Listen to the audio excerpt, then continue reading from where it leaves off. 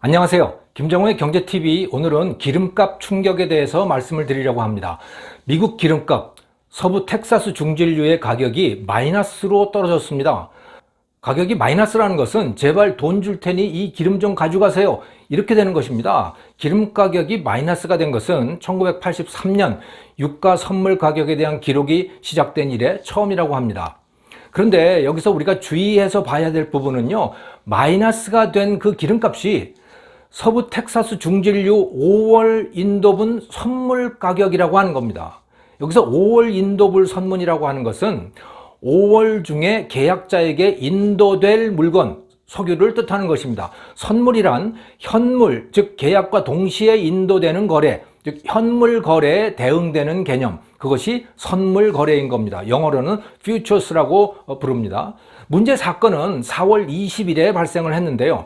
5월 달에 원유를 넘겨받을 권리 가격이 그날 4월 20일에 배럴당 마이너스 37.63달러로 떨어진 것입니다. 그런데 말입니다, 6월 인도분의 가격은 마이너스가 아닙니다.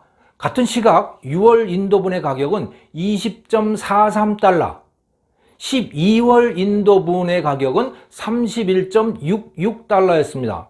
또 선물이 아니고 현물 가격, 즉 4월 20일 같은 날에 현물의 가격은 12.0달러였습니다. 5월 인도분 선물 가격만 엄청난 마이너스를 기록한 겁니다. 또 한 가지 주목할 것은 서부 텍사스 중진류, 즉 미국 기름값만 마이너스를 기록했다는 거죠. 국제 유가의 기준이 된 북해산 브렌트유, 이것의 가격은 마이너스가 아니에요. 4월 20일에 5월물 만기가 지나고 6월물이 거래되고 있기는 했어요. 이거는 브렌트유는 또 이 서부 텍사스 중진류하고 좀 달라서, 브렌트유는 런던 거래소에서 거래가 됩니다. 어쨌든 간에 근래에 들어서 이 브렌트유는요, 4월 20일까지 한 번도 가격이 20달러 밑으로 떨어진 적이 없습니다. 선물 가격이 말이죠. 그러니까 미국의 서부 텍사스 중진류 5월 인도분의 4월 20일 가격만 마이너스 37.6달러로 떨어진 거죠. 사람들은 미국 텍사스 기름 시장에서 나타난 이 현상을 슈퍼 컨덴고라고 하는 이상한 이름으로 부르고 있습니다. 이게 무슨 말일까요? 이건 선물 시장에서 부르는 이 은어인데요, 선물 계약 만기가 멀수록 가격이 높아지는 현상을 말합니다. 반대로 만기가 가까울수록 가격은 낮아지는 것이죠. 예를 들어서 5월 인도분은 6월 인도분보다 싸고 그것은 다시 7월 인도분 가격보다 더 싸게 형성된다, 이런 것을 컨덴고라고 하는 현상인 거예요. 그러니까 미국 텍사스 기름 시장에서 컨덴고 현상이 나타난 거죠. 사실은 이 컨덴고라고 하는 건 일반적인 현상인데요, 그런데 이것을 슈퍼 컨덴고라고 부르는 이유는 5월분 가격이 6월이나 그 이후의 가격보다 낮아도 너무 낮아졌다, 그래서 슈퍼 컨덴고라고 부르게 된 겁니다. 왜 미국의 서부 텍사스 중진류 5월 인도분에서만 슈퍼 컨덴고 현상이 나타났을까요? 여기서 우리는 두 가지를 구분해서 생각해 봐야 합니다. 왜 세계적으로 기름값이 추락을 했는가? 이것이 첫 번째고요. 두 번째는 왜 미국의 서부 텍사스 중진류 가격만, 그것도 5월 인도분의 4월 20일 가격만 마이너스를 기록했는가? 이 문제인 겁니다. 이건 서로 구분되는 이슈인 거죠. 석유 가격이 전 지구적으로 추락하는 원인에 대해서는 이미 많은 분들이 이해하고 계실 겁니다. 수요 측면에서는 우한 바이러스로 인해 가지고 석유에 대한 수요가 급감했기 때문이고요. 공급 측에서는 석유 전쟁 때문입니다. 대개 수요가 줄면 공급도 따라서 줄기 마련인데요, 공교롭게도 올 초부터 사우디와 러시아 사이에 석유 전쟁이 벌어졌습니다. 서로 시장 점유율을 늘리려고 증산 치킨 게임을 시작했습니다. 수요는 줄고 공급은 급증하다 보니 석유 가격은 급락을 거듭하게 된 거지요. 여기에 대해서는 제가 3월 20일자 석유 전쟁이라고 하는 제목의 영상에서 설명드린 바 있습니다. 못 보신 분은 찾아보셔도 좋겠습니다. 그 후 공급을 줄이기 위해서 트럼프 대통령이 나섰고 조금은 유가 하락이 진정된 듯 했습니다만 큰 효과는 없는 듯합니다. 아무튼 6월 인도분의 경우에 배럴당 20달러 중반 수준에서 가격이 형성된 것이고, 그건 올 초의 가격에 비해서는 엄청나게 떨어진 거죠. 브렌트유 가격도 비슷비슷해요. 그런데 느닷없이 미국의 서부 텍사스 중진류 5월 인도분의 4월 20일 가격이 마이너스로 추락을 한 겁니다. 이건 세계적인 유가 하락과는 또 별개의 현상인 거예요. 결론부터 말씀을 드리면 미국 원유 저장소의 위치와 용량 한계 때문에 이 현상이 나타난 겁니다. 이 지도에서 보듯이 미국의 유전들은 대부분 내륙에 위치하고 있습니다. 그리고 석유 저장소는 오클라호마의 쿠싱이라고 하는 도시에 있습니다. 미국 뉴욕 거래소에서 선물 거래로 석유가 인도가 된다면 그 물건들은 이곳으로 모이게 되는 거죠. 여기에 모인 석유들은 파이프라인을 타고 각 지역의 수요자들에게 보내줍니다.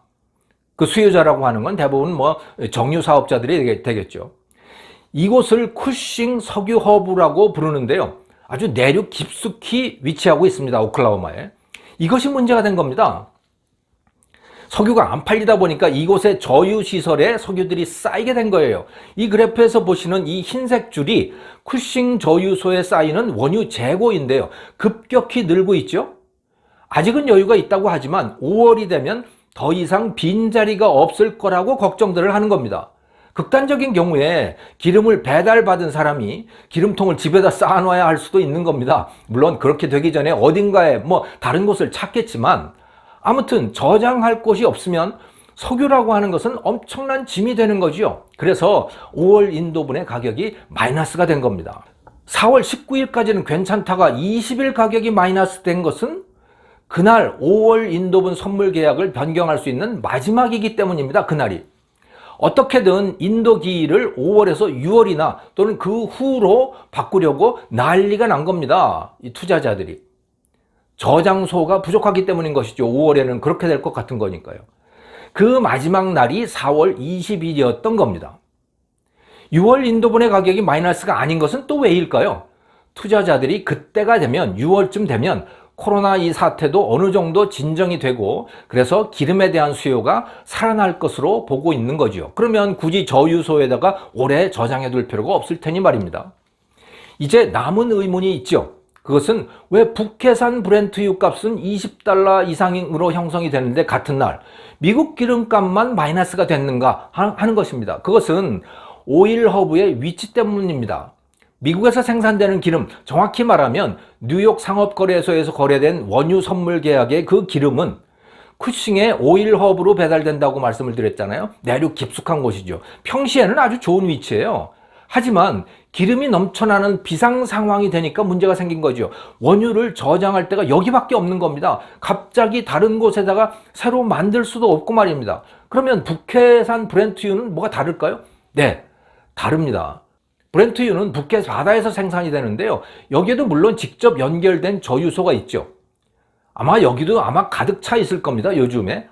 하지만 이곳은 미국의 쿠싱 석유 허브와 달리 비상수단이 있어요. 바다에 떠다니는 유조선을 저유소로 활용할 수 있다는 겁니다. 코로나 때문에 기름 수요가 줄었으니 유조선도 빈 유조선들이 많을 거 아닙니까? 그 유조선들이 저유소 역할을 할 수가 있는 겁니다. 그리고 그 숫자는 세계 곳곳에 퍼져 있으니 엄청나게 많은 거죠. 그래서 북해산 브렌트유는 미국의 텍사스 기름처럼 저장 능력 부족으로 갑자기 값이 마이너스로 추락할 이유가 없었던 겁니다. 결론입니다. 미국 텍사스 기름 가격이 마이너스로 추락한 것은 미국의 기름 중에서 그 중에서도 5월 인도분에만 국한된 국지적이고 일시적인 현상입니다. 만약 투자자들의 예상이 맞다면 6월부터는 수요도 상당히 살아나고 공급도 제법 줄어서 가격은 배럴당 $20 중반 또는 그 이상 수준을 회복할 것입니다. 그러나 만약 코로나 사태가 진정되지 않고 계속된다면 5월 20일 그리고 또 6월 20일에 또다시 미국 석유 시장에서 슈퍼 컨덴고 현상이 되풀이될 수도 있습니다. 마이너스 가격이 또 발생할 수도 있다는 겁니다. 그렇게 될지는 이제 두고 봐야 될 일이죠. 이번 영상이 여러분께서 석유 시장을 이해하시는데 조금이라도 도움이 됐다면 큰 영광이겠습니다. 그런데 이것을 보시고 많은 분들이 또 다른 의문을 가지고 계실 것 같습니다. 국제 유가는 그렇다고 하더라도 국내 유가는 왜 이런 거야? 그래서 다음 영상에서는 국제 유가가 국내 휘발유 가격에 어떤 영향을 주는지에 대해서 설명을 드리려고 합니다. 오늘은 휘발유 가격에 대해서 말씀을 드리겠습니다. 지난 시간에 원유 가격이 폭락하는 현상에 대해서 말씀을 드렸잖아요. 오늘은 국내 휘발유를 중심으로 말씀을 드리려고 합니다. 원유 가격은 마이너스가 될 정도로 떨어졌다는데 휘발유 가격은 왜 이렇게 찔끔 내리는 거야? 그런데도 그 휘발유 파는 정유사들은 또 왜 위기라는 거야? 이런 의문에 대한 제 나름대로의 답입니다. 먼저 가격의 움직임부터 한번 알아볼까요? 4월 22일 국내 휘발유의 주유소 판매 가격 평균값은 리터당 1330.8원, 연초인 1월 2일 가격 1558.7원에 비해서 14.6% 내렸습니다. 원유 가격은 그거보다 훨씬 더 많이 떨어졌습니다. 우리나라는 주로 중동 원유를 들여다 쓰는데요. 두바이유, 그것이 기준 가격입니다. 같은 기간 두바이유 값은 배럴당 65.69달러에서 20.61달러가 됐습니다. 68.6%가 내렸습니다. 원유 가격은 68.6%가 내렸는데 휘발유 주유소 판매 가격은 14.6% 내리는데 그쳤습니다. 그야말로 찔끔 내린 거죠. 왜 원유 가격 하락이 휘발유 값에 제대로 반영이 안 될까요? 정유사들과 주유소들의 폭리 때문일까요? 아닙니다. 그렇게 되는 가장 큰 이유는 세금 때문이죠. 석유값의 큰 부분을 차지하는 것은 세금입니다. 실제 가격을 가지고 따져볼까요? 4월 3주차 4월 12일부터 18일까지 기간인데요. 이 기간 동안 주유소의 휘발유 평균 판매 가격 1330.75원, 이 가격이 어떻게 나왔는지 이 컨슈머라고 하는 시민단체, 소비자단체에서 상세히 분석을 해놨더라고요. 고마운 일이죠. 휘발유의 리터당 세전 공장도 가격은 310.3원입니다. 여기에다가 에너지, 교통, 환경세, 교육세, 부가가치세 등 세금이 852원이 가서 붙습니다. 그것을 합친 금액 1162.33원, 이 가격에 공장에서 주유소로 출하가 되는 거죠. 주유소는 여기에다가 134.3원을 붙여가지고 1330.75원에 파는 겁니다. 그 속에 또 부가가치세 15.31원이 들어있습니다. 휘발유 값에 포함된 세금을 다 합치면 888원이 되고요. 휘발유 값 1330.75원에 66.7%, 3분의 2를 차지하고 있습니다. 그 세금이 정액세라고 하는 것이 특히 문제입니다. 만약 그 세금이 가격에 일정 비율 부과된다면, 즉 정률세가 된다면 휘발유 국제 가격과 국내 가격이 비슷한 비율로 움직일 겁니다. 하지만 휘발유에 매겨지는 세금은 대부분 정액세이기 때문에 국내 휘발유 가격은 국제 가격과 따로 놀고 있는 겁니다. 사실 이런 것까지 다루면 머리가 아프지만 조금만 좀 더 따져보죠. 구체적인 것에 관심이 없으시면 그냥 건너뛰셔도 되겠습니다. 이 부분은. 보통 휘발유에 대해서 공장 출하 전에 부과되는 세금은 4가지인데요. 교통, 에너지, 환경세, 주행세, 교육세, 부가가치세입니다. 이 중에서 부가가치세만 정률세이고요. 앞의 3가지는 정액세입니다. 교통, 에너지, 환경세가 리터당 529원이 붙어요. 원가가 얼마냐고 상관이 없습니다. 주행세가 그것의 26%는 137.54원이 붙고요.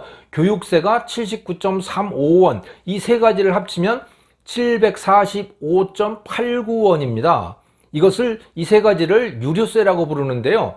이 유류세는 원유 가격이 0이 되더라도 내야 되는 겁니다. 부가가치세는 세전 원가와 유류세를 합친 금액, 즉 1056.19에 10%가 부과가 됩니다. 이것을 다 합치면 세후 공장도 가격 1162원이 되는 겁니다. 그런데 이 그림을 유심히 보신 분은 의아하게 느끼신 부분이 있을 거예요. 왜 세전 공장도 가격에 원유 가격이 아니라 휘발유 국제 가격이 들어가는지, 여기에 대한 의문입니다.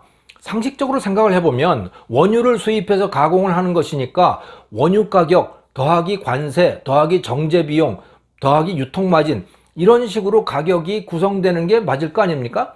그런데 원유 가격에서 올라가는 게 아니고 휘발유 국제 가격에다가 관세를 더하고 유통비용을 더하고 이렇게 가격을 구성하고 있는 거예요. 예. 이렇게 되는 이유는요, 휘발유 시장이 국제화되어 있기 때문입니다. 한국 정유사들의 자체 원가가 어떻게 됐든 간에 판매 가격은 국제 가격대로 할 수밖에 없습니다. 국내 가격이 국제 가격보다 높다면 누군가가 휘발유를 수입해다가 팔겠죠. 반대로 국내 가격이 국제 가격보다 낮다면 국내에 팔지 않고 해외에다가 수출을 할 겁니다. 그러니까 정유 공장들이 마치 휘발유 수입상이 된 것처럼 휘발유 국제 가격을 원가로 생각하고 거기에 관세, 유통비용 이런 것들을 붙여서 공장도 가격을 책정하고 있는 겁니다. 석유 제품 시장의 수출입이 자유롭기 때문에 이럴 수밖에 없는 겁니다. SK니 GS니 이런 데 자체 원가가 국제 가격보다 만약에 낮다면요, 돈이 남는 거고, 그거보다 자체 원가가 높다면 손해를 감수할 수밖에 없는 그런 상황인 거죠. 그런데 요즘 정유사들이 위기에 처했다는 보도가 자주 나옵니다. 이유가 뭘까요? 휘발유를 만들수록 손해가 나기 때문이죠. 정유사들 사업 부문은 정유와 화학이 있는데요, 크게.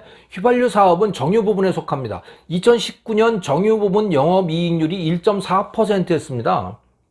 2019년 3분기 우리나라 제조업 전체 평균 영업이익률이 4.8%거든요. 그 4.8%를 가지고도 우리나라 제조업 전체가 위기에 처했다고 하는데, 이 정유 사업은 영업이익률이 1%가 된 거예요. 실질적으로 손해가 나고 있는 거죠. 2019년에 이미 벌써 그렇게 된 겁니다. 코로나 사태가 지금처럼 계속 된다면요, 2020년 정유사들의 손실은 아마 엄청난 규모가 될 겁니다. 존폐 위기에 몰릴 수도 있습니다. 휘발유 값이 원료인 원유 가격보다 밑으로 떨어졌기 때문에 더욱더 문제가 생기고 있습니다. 이 그래프는요, 1월 2일부터 4월 20일까지 원유인 두바이유 가격과 휘발유 국제 가격의 그 차이를 보여주고 있는 겁니다. 주황색은 휘발유 가격이고 파란색은 두바이유 가격인데요. 원유를 구입한 후에 정제해서 휘발유를 만드는 것이니까 주황색이 파란색보다 위에 있는 것이 정상이죠. 3월 중순까지는 그랬습니다. 그런데 3월 20일부터는 휘발유 값이 원유 값보다 오히려 더 낮아졌어요. 정유 공장을 돌릴수록 손해가 난다는 말이죠. 이런 현상이 발생하는 것은 원유 시장과 휘발유 시장이 서로 따로따로 놀기 때문입니다. 즉 원유에 대한 수요보다 휘발유에 대한 수요가 더 많이 줄었기 때문에 이런 현상이 나타나고 있는 겁니다. 원유를 사다가 정제해서 발생하는 이익을 석유 정제 마진이라고 부릅니다. 블룸버그 통신이 유럽 시장의 최근 휘발유 정제 마진 자료를 발표를 했는데요. 2020년 3월의 경우에 정제 마진이 배럴당 마이너스 11.5달러입니다. 즉 휘발유 가격이 석유 가격보다 배럴당 11.5달러나 더 낮다는 거예요. 한국의 정유사들은 싱가포르 국제 가격을 따르고 있는데요. 정제 마진이 유럽 시장과 정확히 같지는 않겠지만 휘발유를 만들수록 큰 손해가 발생하는 상황은 유럽 시장과 크게 다르지 않을 것으로 보입니다. 그 가격을 기준으로 휘발유를 만들어 팔아야 하는 한국의 정유사들도 손실을 감수하고 있겠죠. 손해가 나는데도 정유 공장들은 왜 생산을 멈추지 않을까요? 조업 중단의 비용이 굉장히 크기 때문입니다. 언젠가 다시 공장을 재가동을 해야 되지 않겠습니까? 그때 공장을 멈췄다가 재가동하는 과정에서 막대한 비용을 추가로 투입해야 되는 겁니다. 그렇기 때문에 손실이 발생하더라도 울며 겨자 먹기 식으로 정유 공장을 가동할 수밖에 없는 것이지요. 다른 공장이 먼저 망해서 공급이 줄어들거나 또는 코로나가 잠잠해져서 수요가 살아나기만을 고대하고 있을 겁니다. 종합해 보겠습니다. 국내 휘발유 가격의 3분의 2는 세금입니다. 그 세금의 대부분이 정액세이기 때문에 원유와 휘발유 가격의 국제 가격이 떨어지더라도 국내 휘발유 가격은 아주 미미하게만 떨어질 뿐입니다. 휘발유 값이 떨어지지 않는다고 비난을 하려면 국세청과 국회, 정부를 질타하는 것이 맞습니다. 휘발유 세금은 정유사가 아니라 국회와 정부, 국세청이 결정해서 부과하고 있는 것이니까 말이죠. 한편 휘발유 값이 여전히 높은 와중에도 정유사들은 올해 존폐 위기를 겪게 될 것 같습니다. 국내 정유사들이 휘발유 공장 출고 가격이 휘발유 국제 가격에 연동되어 있는 상태에서 휘발유 가격 국제 가격이 원유 가격 밑으로 떨어졌기 때문입니다. 정유산업은 우리나라 주력 산업의 하나였는데요. 어쩌면 올해 그 산업의 황혼을 보게 될지도 모르겠습니다. 김정호의 경제TV였습니다. 감사합니다.